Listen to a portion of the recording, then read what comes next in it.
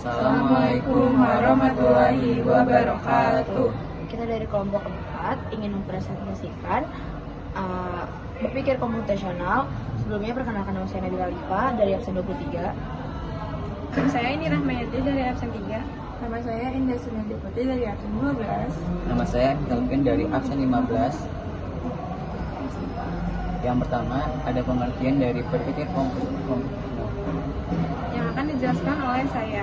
Jadi, computational thinking atau berpikir komputasional adalah suatu proses berpikir yang membantu merumuskan masalah sehingga solusinya dapat dinyatakan dalam bentuk langkah-langkah komputasi dan algoritma.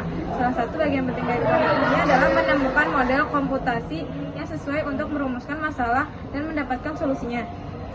Yang selanjutnya ada karakteristik berpikir komputasional. Pertama, ada mampu memberikan pemecahan masalah menggunakan komputer atau perangkat lain, mampu mengorganisasi dan menganalisis data, mampu melakukan identifikasi, analisis, dan implementasi solusi dengan berbagai kombinasi langkah atau cara dan sumber daya yang efisien dan efektif.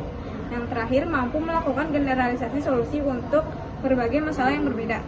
Yang selanjutnya ada konsep berpikir komputasional. Ada yang pertama decomposition. Decomposisi adalah proses pemecahan masalah yang lebih kecil agar lebih mudah ditangani. Dengan membagi masalah menjadi bagian yang lebih kecil akan memudahkan kita dalam mengidentifikasi bagian dari masalah yang perlu dikerjakan terlebih dahulu.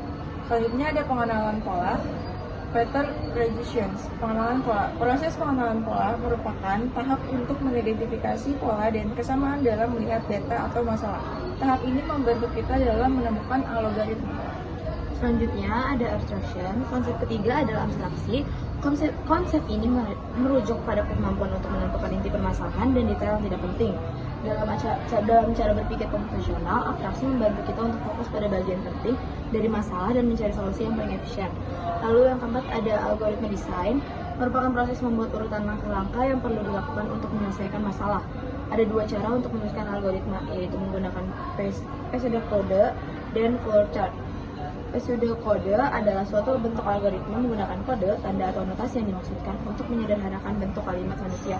Flowchart adalah diagram yang mewakili kumpulan dari instruksi-instruksi. Selanjutnya ada contoh berpikir komputasional. Saya akan bacakan ada 4. Yang pertama, kehidupan sehari-hari, merencanakan kegiatan hari, memasak atau mencuci pakaian. Yang kedua, ada ilmu lain digunakan untuk arsitek dan insinyur untuk merancang bangunan atau struktur dalam bidang sains, ekonomi, dan kedokteran. Yang ketiga, ada bisnis industri, menganalisis data dan mengambil keputusan bisnis atau mengidentifikasikan proses yang dapat diotomatisasi. Yang keempat, ada pendidikan, dapat membantu siswa untuk belajar secara lebih logis dan terstruktur. Yang terakhir ada conclusion. Berpikir komputasional adalah cara berpikir sistematis untuk memecahkan masalah dengan membaginya menjadi bagian-bagian kecil, mencari pola, menyusun langkah-langkah logis, serta membuat solusi yang dapat dijalankan oleh manusia maupun komputer. Dengan berpikir komputasional, seseorang dapat melatih kemampuan analisis, kreatif, dan efisien dalam menyelesaikan berbagai persoalan kehidupan maupun teknologi. Oke. Sekian dari kelompok kami. Assalamualaikum warahmatullahi wabarakatuh.